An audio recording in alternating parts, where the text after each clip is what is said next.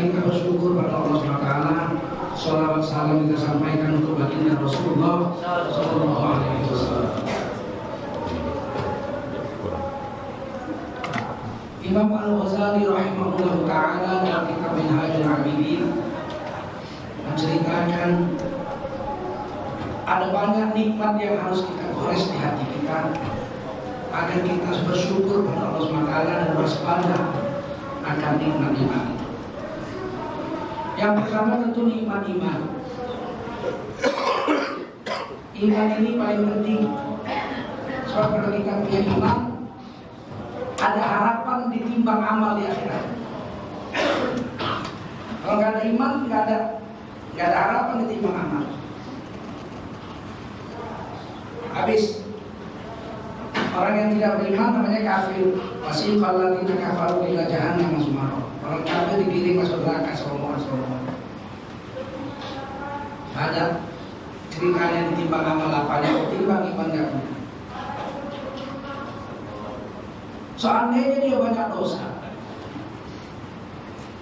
amal baiknya sedikit, dosanya banyak sekali, dia harus masuk neraka karena setelah ditimbang amal ternyata banyak dosa.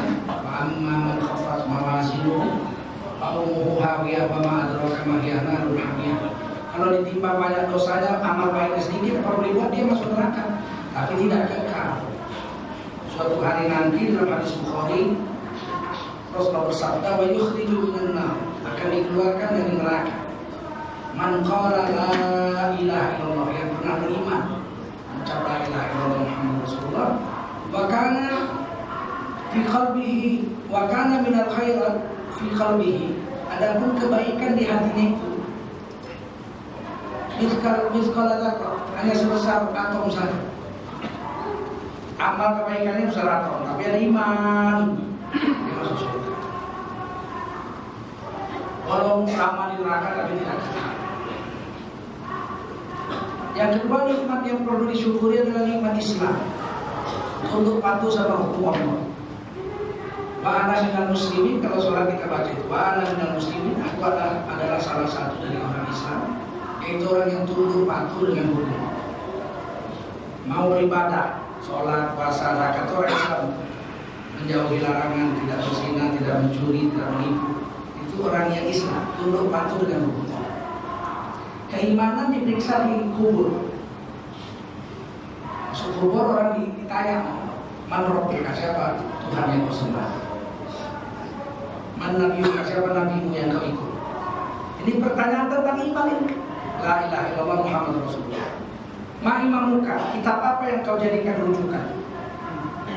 Quran, iman juga.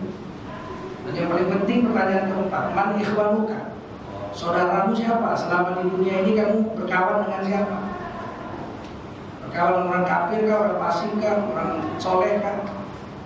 Itu ditanya di kubur. Kalau pertanyaan tentang iman ini beres, selama di kubur nikmat. Kuburannya menjadi raudhah min riyadhil jannah, taman daripada taman surga. Tapi kalau pemeriksaan iman gagal, dia akan disiksa dalam kubur. Namanya siksa kubur. Kenapa disiksa? Karena amal belum diperiksa. Iya, tapi iman sudah diperiksa di kubur. Adapun keislaman, amal ibadah diperiksa di hari kiamat. Awal rumah yuhasabu bihi yaumal qiyamah salat. Yang mula-mula diperiksa dari seorang hamba di hari kiamat itu salatnya. Jadi tunduk patuhnya dengan Allah. Syariat Islam, seberapa banyak syariat Islam yang dipatuhinya. Kalau amalan salat beres, yang lainnya akan beres. Kalau salatnya beres, yang lain diperiksa. Dan celakalah manusia kalau semua amalnya diperiksa. Keislaman diperiksa di hari kiamat, keimanan diperiksa di kubur. Kalau lolos ini, insya Allah kita orang yang beruntung. Orang beriman tidak sukses kalau nggak ada keislaman. Qad aflahal mu'minun, telah sukses orang beriman. Apa yang dibilangnya sukses? Orang-orang alladzina hum fi sholatihim khashi'un, orang-orang yang khusyuk dalam sholatnya. Walladzina hum 'anil lagwi mu'ridun, yang meninggalkan hal-hal yang nggak ada manfaat. Ini semua ketundukan kepada hukum Allah. Dicap sama Allah. Qad aflahal mu'minun, orang mungkin sukses kalau tunduk dan patuh dengan hukum Allah. Ini kenikmatan paling besar adalah itu. Setelah itu dijelaskan oleh Imam Ghazali rahimahullah ta'ala, kenikmatan yang paling penting diantaranya setelah iman dan Islam adalah kesempatan beribadah. Ibadah itu samaratul ilm. Ibadah itu buah ilmu. Jadi orang belajar agama, belajar ilmu, baru ada manfaatnya pelajaran itu kalau berbuah ibadah. Kalau tidak ada buahnya, buat apa kita belajar sholat, syarat rukun sholat tapi nggak pernah sholat? Buat apa kita belajar Quran, tajwidnya bagus tapi nggak pernah baca Quran? Nggak ada buahnya. Ibadah itu buah daripada keilmuan yang dimiliki orang. Sedangkan ilmu buah daripada iman. Ibadah buah dari ilmu, ilmu adalah buah dari iman. Al-iman nurian, kata Nabi, iman itu bertelanjang. Walibasul taqwa, pakaian iman adalah takwa, mengerjakan perintah Allah yang wajib dan yang sunat, meninggalkan larangan Allah yang haram dan yang makruh, itu takwa. Wasilatuhul haya, malu adalah perhiasan daripada iman.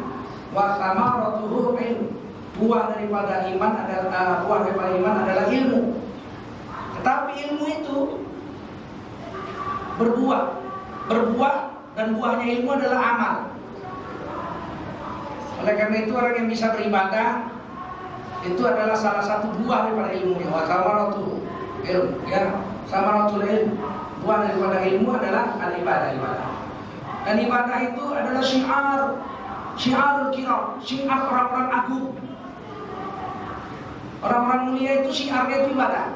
Kumpul-kumpul selawat, kumpul-kumpul baca Quran, kumpul-kumpul taklim, kumpul-kumpul sholat berjamaah, kumpul-kumpul buka puasa bareng, kumpul-kumpul diskusi agama, kumpul-kumpul takbir akbar. Ini syiarnya orang mulia ibadah. Syiarnya orang hina maksiat. Kumpul-kumpul joget, kumpul-kumpul judi, kumpul-kumpul zina, kumpul-kumpul nyolok, kumpul-kumpul mabok. Nah, buah apa namanya? Syiarnya orang-orang durhaka itu maksiat. Bangga banget, kumpul-kumpul bisa zina, bangga. Zina masak, bangga. Nyolok, ayam tetangga disembelih, makan untuk tampil tua, bangga banget. Korupsi berjamaah. Korupsi berjamaah bangga. Kan saya aja korupsi yang lain juga bangga. Ini syiar juga, tapi syiar orang-orang hina. Syiar orang-orang mulia itu ibadah.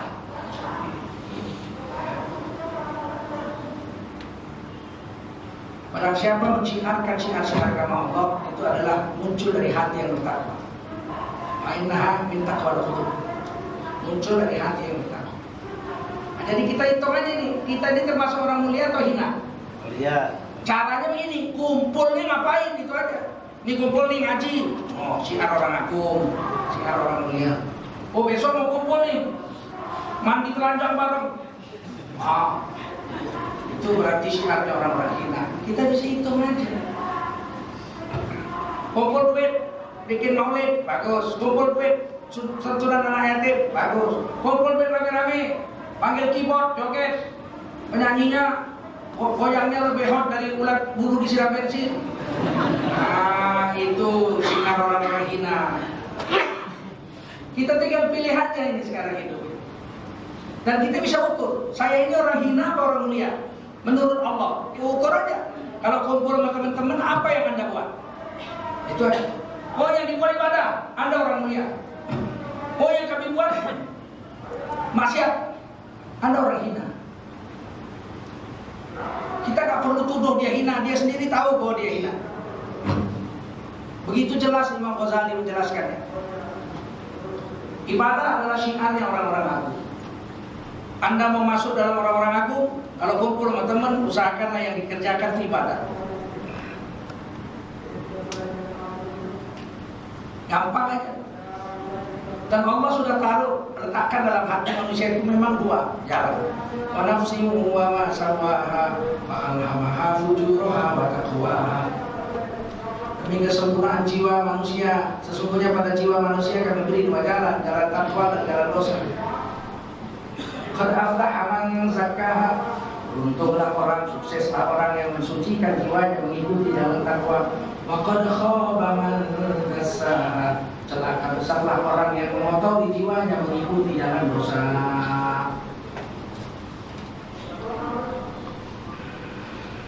Kemudian apa lagi? Nikmat yang ketiga yang dibilang Imam Ghazali adalah nikmat hidup.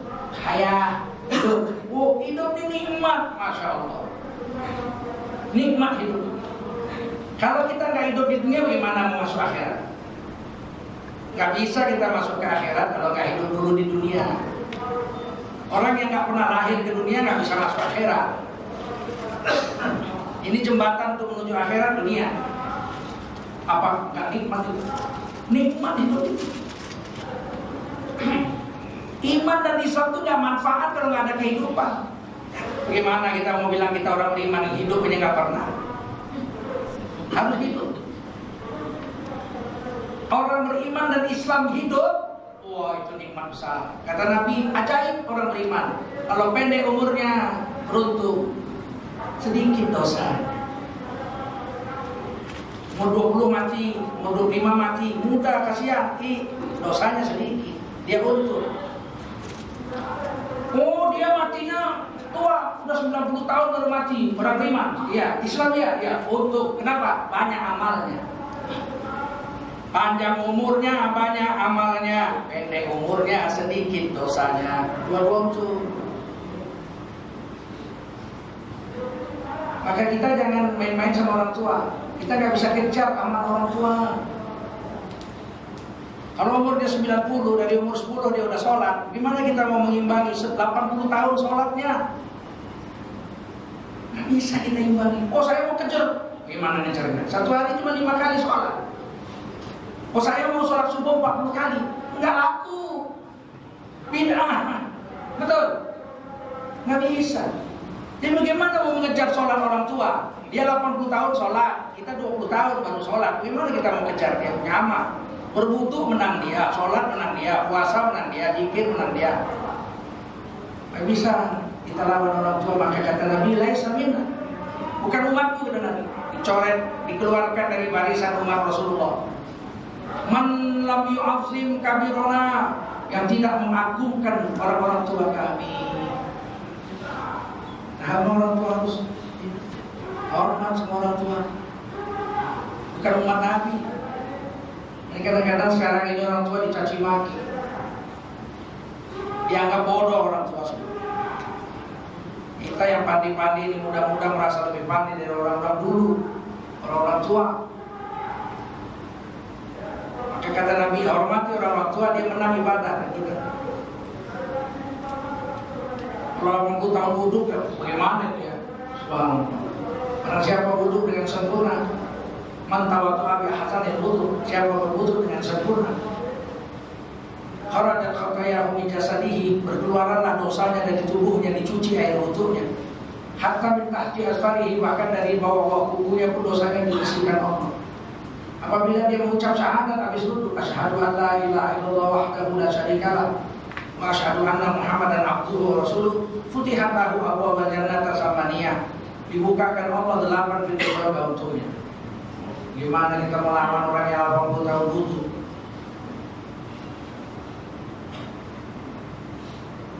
Ini hidup. Untuk membuka pintu surga bukan di sana bukanya, di sini. Terbukanya di sana, tapi membukanya dari sini. Dengan menjaga wudhu dan baca syahadat, pintu surga dibuka. Apabila seorang hamba mengucapkan subhanallah, tumbuhlah satu pohon di surga. batangnya itu dikelilingi kuda tercepat 70 tahun tidak cukup. Untuk satu putaran 70 tahun tidak cukup. Begitu gedenya pohon itu. Bagaimana menanamnya? Di sini waktu hidup. Dengan berzikir kepada Allah SWT. Tunggu satu hidup. Betapa berharganya hidup.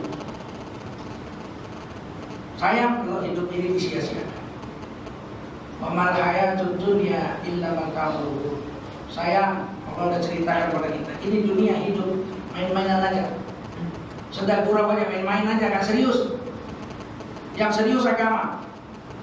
Kita tadi lagi kerja, main komputer, masukkan data, jasara harja dari seluruh Indonesia. Itu main-main itu. Itu main-main gak serius. Mati ditinggal. Gak usah kan mati, pensiun ditinggal. Dipanggil sama bos. Hari ini Bapak kami ucapkan terima kasih telah mengabdi 30 tahun di jasara harja. Ini penghargaan, piagam penghargaan. Maksudnya mulai besok jangan datang sini lagi loh. Ini main-main. Yang serius sholat, agama, hayya 'alas sholat itu serius. Itu sampai ke akhirat.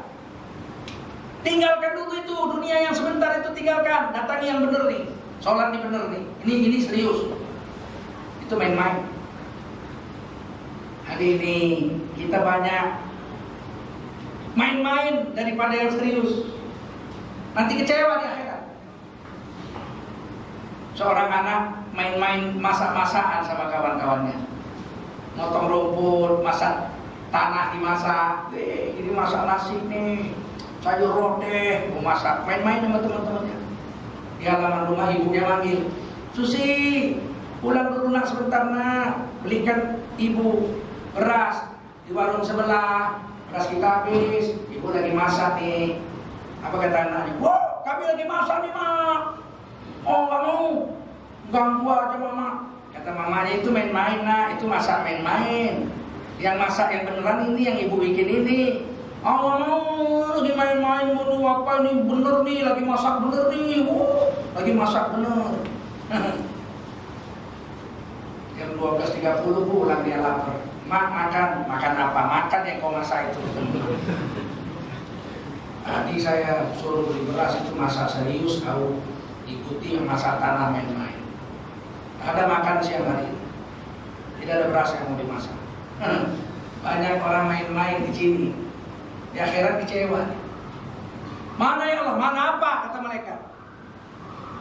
Kamu hidupmu apa yang kamu isi di dalam hidupmu? Main-main semua. Yang serius kamu nggak mau, sholat kamu nggak mau, puasa kamu nggak mau, bayar zakat kamu nggak mau, bersedekah kamu nggak mau. Ponakanmu nggak sekolah kau sia-siakan. Pulsa kau isi untuk selingkuhanmu aja. Yang serius kamu nggak mau, main-mainmu aja kamu mau. Kita kecewa. Dan hidup ini tidak berulang dua kali.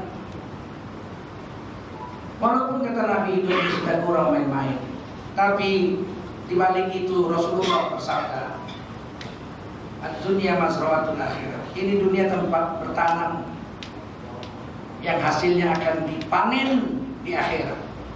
Dunia ini tempat nanam, panennya di akhirat. Siapa yang mau nanam di akhirat, tidak ada masa untuk menanam di akhirat. Di akhirat hanya untuk panen. Nanamnya di sini yang sebentar ini. Sini aja.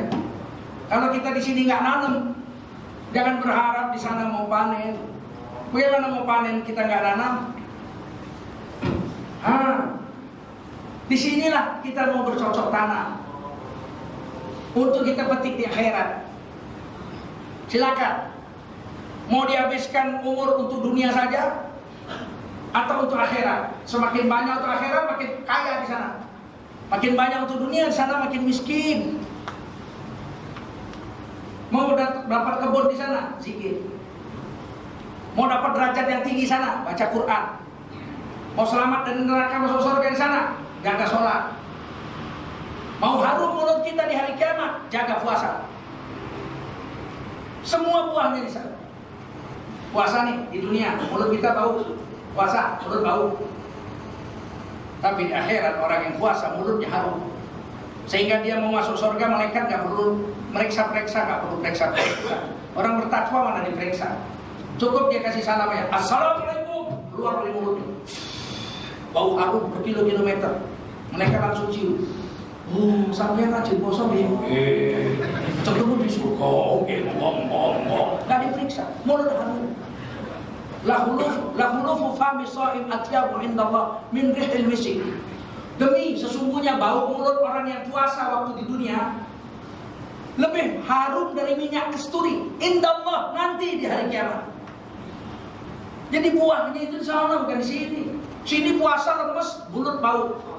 Di akhirat puasa kekal, sehat kuat, mulut harum. Buahnya di sana, tanamnya di sini. Siapa rajin berwudu, bekas wudunya akan bercahaya, lebih terang dari matahari. Malaikat akan bingung, loh, sampai cinta, kok awake murung? Kalau itu mematikan jelas, rajin sholat dia, aja temu di surga, oke. Malaikat bisa bahasa Jawa nggak? Bisa nggak? Bisa. Mana hadisnya itu yang bikin jengkel itu? Kalau yang begitu nggak usah pakai hadis. Kalau kami menceritakan aib teman kami pakai bahasa Jawa, kira-kira malaikat nyatet dosanya nggak? Nyatet ya? Berarti ngerti kok itu aja. Kalau nggak ngerti kan dia bingung ngomong apa.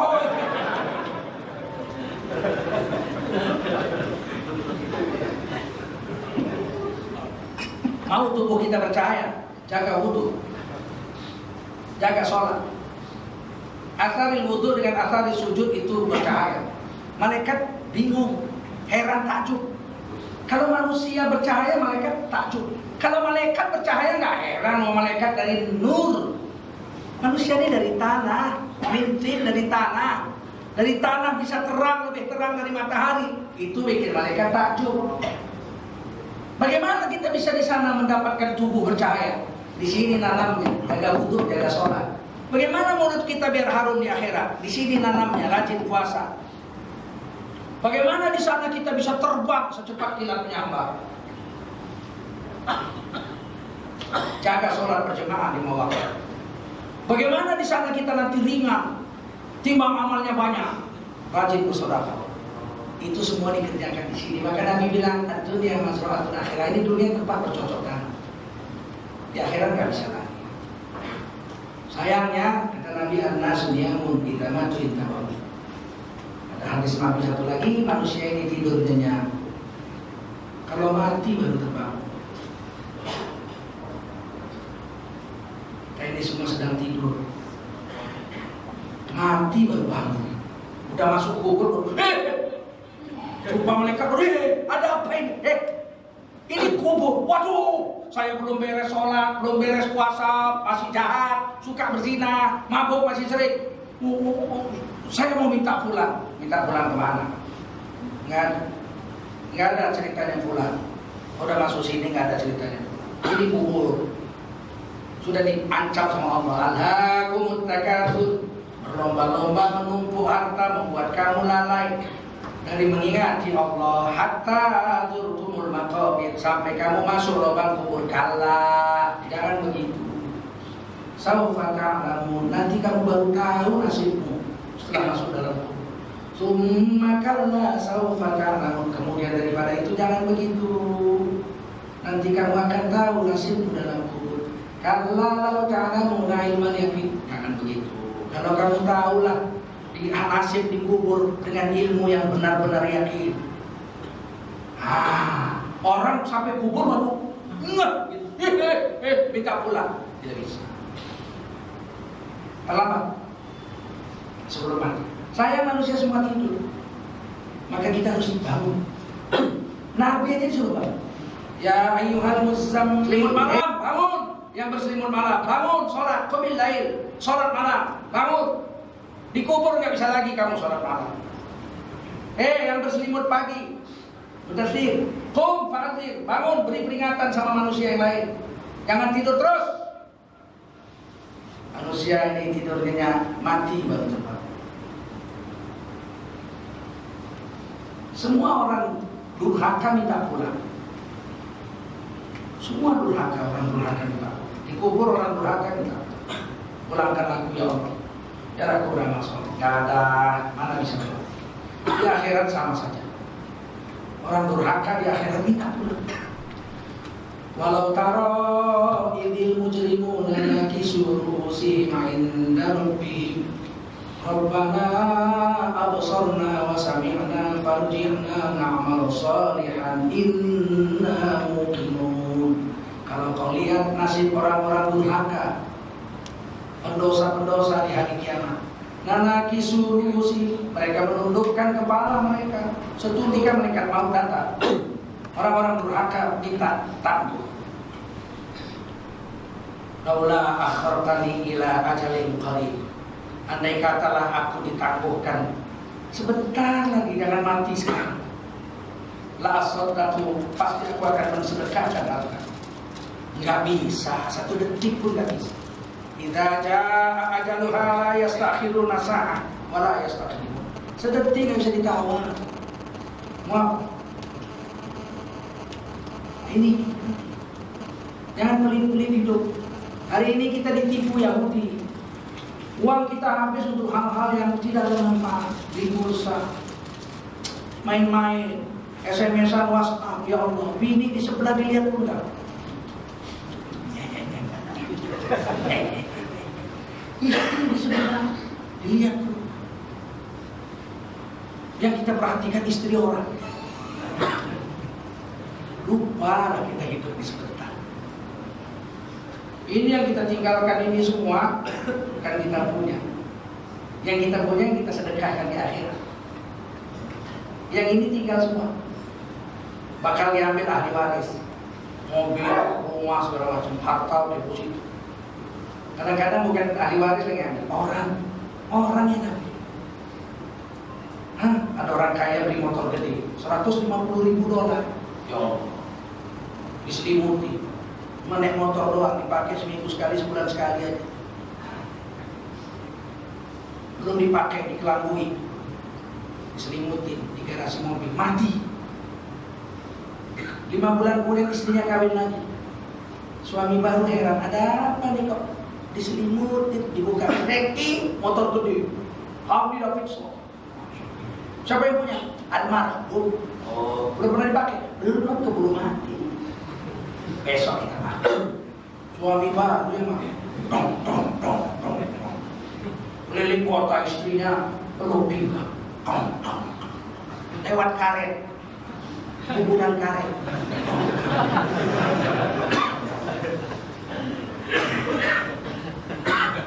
Suami baru menyikut istri lah. Susi. Ya mas, kalau nggak salah kan almarhum laki kau di sini matinya. Dikubur sini. Iya, mana kuburannya? Dia menunjuk itu, sayang lepas pelukan, pakai kaki ditunjuknya. Itu. Masih. Apa nggak ngenes lagi dari kubur? Mau ngapain?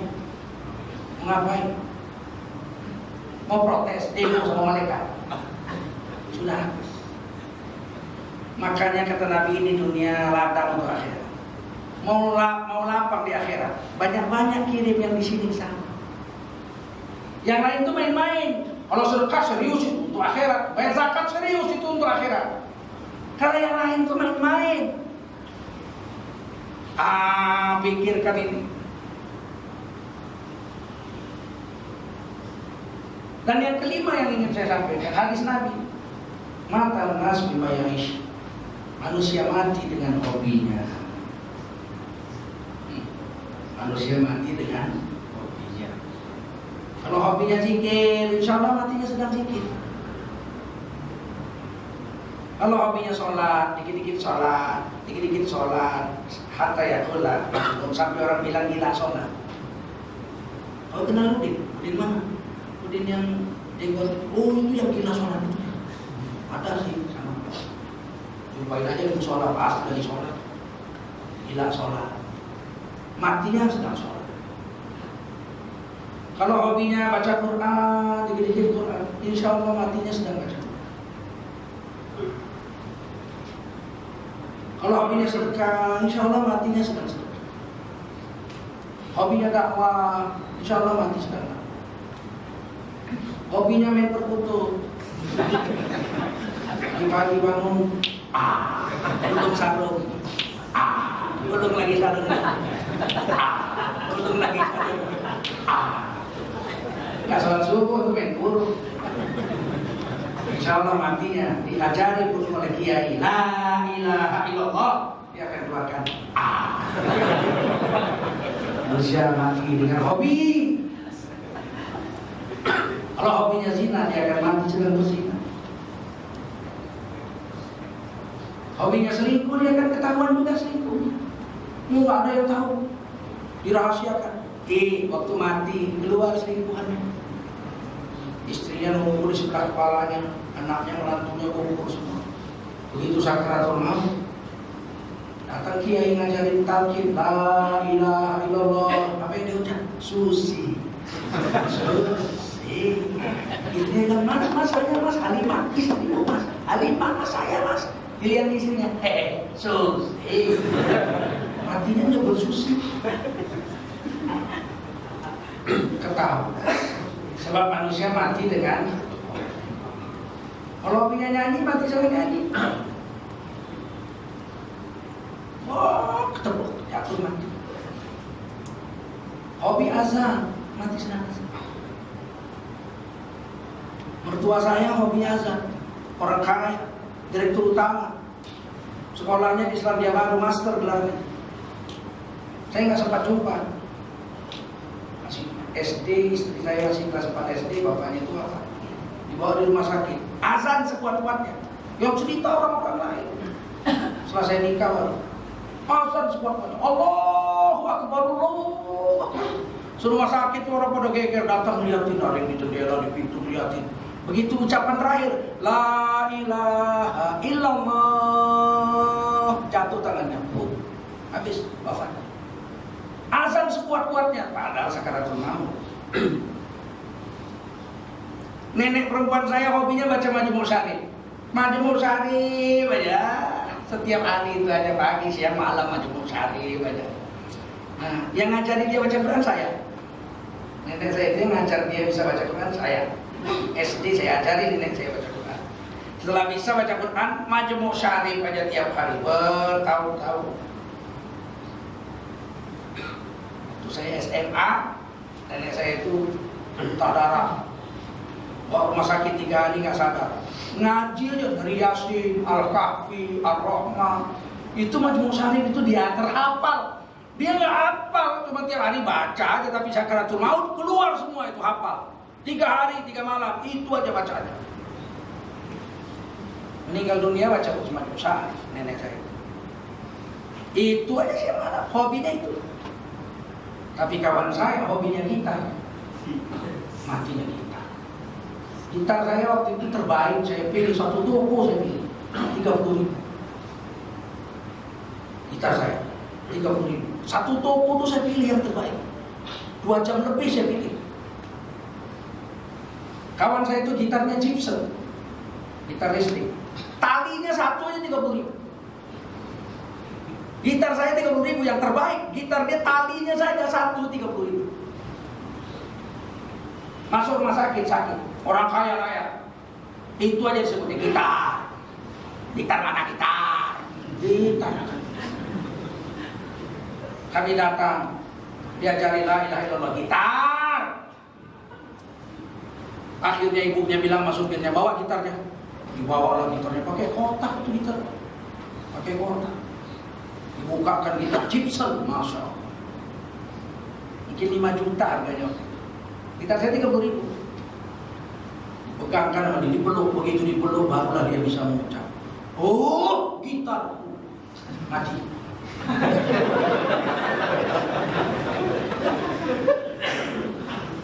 Enggak dusta, makan nasi mayash, manusia mati dengan hobi. Oleh karena itu Pak, kita pilih hobi. Sekarang pilih hobi yang mana kalau kita mati dengan hobi itu. Pilih. Kawan saya Pak Tamim. Saya manggilnya Pak Tamim. Tapi kawan-kawan Tamin gitu. Dia itu bekas tentara, pensiunan tentara kopral. Kerjanya sholat, tidur kakinya diangkat, berdiri sebelah taruh dengkulnya. Asal jatuh kakinya ditepuk, bangun, wudhu, sholat. Ukurannya begitu. Satu hari kalau tidur malam bisa 10 kali bangun. Asal jatuh kakinya bangun. Itu sholat. Wafatnya sedang tahajud. Jam 2 malam sedang sujud wafat. Subuh istrinya bangun, Pak, lama banget Pak. Sujudnya udah azan Pak. Nggak bangun-bangun. Dibangunkan. Sudah wafat malam. Dan kadang sujud. Hobinya memang sholat. Dikit-dikit sholat. Dikit-dikit sholat. Matinya sedang sujud. Pengarang lagu Bila Israel datang memanggil, itu pengarang lagu itu. Dia pemusik. Tapi rupanya dia kawan seguru dengan guru saya. Satu meja, satu bangku dengan guru saya. Beliau, saya panggil Wak. Rupanya setiap malam Jumat beliau khatam. Dari muda, dari belum nikah, setiap malam Jumat khatam Quran. Tiap malam Jumat khatam Quran. Kalau dia khatam pakaiannya baru, sarung, baju, pakai jas, pakai selempang, pakai peci. Rapi, harum. Setiap malam Jumat dia menghatamkan Quran pakai rehal. Sampai tua. Wafatnya dalam keadaan sedang mencium Al-Quran malam Jumat. Hobi tiap malam Jumat khataman. Meskipun dia pengarang lagu, lagunya luar biasa semua. Bila Israel datang memanggil, jasad terbujur di pembaringan, seluruh tubuh akan menggigil, sekujur badan akan kedinginan. Janganlah mau disanjung-sanjung, engkau digelar manusia agung. Sadarlah diri, tahu diuntung, sebelum masa keranda diusung. Tiba masanya insaflah diri, selimut putih pembalut badan, tinggal semua yang dikasih. Berbaktilah hidup sepanjang zaman, tinggal semua yang dikasih. Berbaktilah hidup sepanjang zaman. Waktu lagu ini pertama kali diputar di radio RRI Medan, 3 hari gak ada orang masuk kantor. 3 hari orang gak ada pergi ke sawah. Menggigil di sudut. Saya masih ingat, nenek saya itu menggigil di sudut tempat tidur, menggigil dengar lagu itu.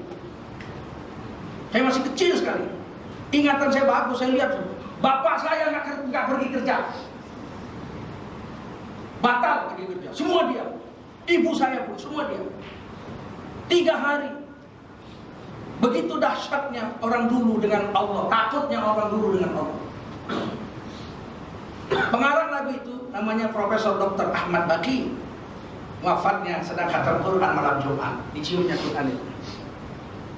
Pagi-pagi istrinya buka kamarnya, Pak, azan subuh Pak. Azan subuh Pak, mau ke masjid. Apa ke masjid? Dia sudah wafat. Manusia mati dengan hobi. Pilihlah hobi kita mulai hari ini. Apa? Zikirkah, baca Qurankah, sholawatkah, sedekahkah? Apa? Pilih. Semoga kita mati dengan cara itu. Tidak malu kita, keluarga kita gak malu. Allah sayang, mengampunkan dosa kita, malaikat memintakan ampun dosa-dosa kita seluruh langit. Kenapa? Karena matinya husnul khotimah. Mati dengan cara yang diridhoi oleh Allah Subhanahu wa ta'ala. Saya mau ada yang nanya, silakan. Silakan Pak.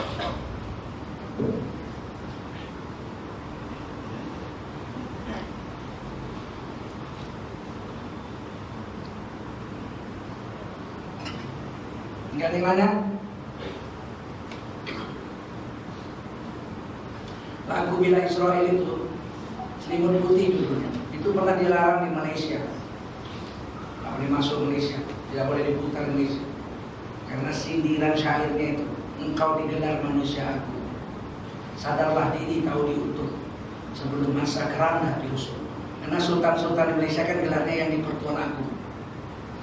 Itu lagu nggak boleh masuk Malaysia bertahun-tahun. Ya, mudah-mudahan ada manfaat ceramah hari ini. Bisa kita mulai hari ini memilih hobi dan menyukai hobi. Kalau hobinya main catur, percayalah, nantinya sekat. Emang benar. Sama. Tetapi lebih baik pegang daging babi daripada pegang buah catur. Lebih baik pegang daging babi daripada pegang buah catur. Hadis Bukhari ya. Hadis Bukhari. Gak ada manfaat. 6 jam gitu. Kalimat yang dua cuma sekat. Sekat 6 jam. Tidak ada manfaat. Orang beriman yang beruntung waladina hum anil lahwi meninggalkan hal yang gak ada manfaat. Baru sukses. Kalau enggak gagal. Jadi orang beriman gagal. Ada orang beriman yang gagal. Kalau ada orang beriman yang sukses, pasti ada orang beriman yang gagal. Yaitu orang-orang fasik, orang-orang mujrimun, orang yang durhaka. Subhanallah bihamdihi, subhanakallahumma wa bihamdika, asyhadu an la ilaha illa anta, astaghfiruka wa atubu ilaik. Subhana rabbika rabbil izzati amma yasifun, salamun alal mursalin, walhamdulillahi rabbil alamin. Wassalamualaikum warahmatullahi wabarakatuh.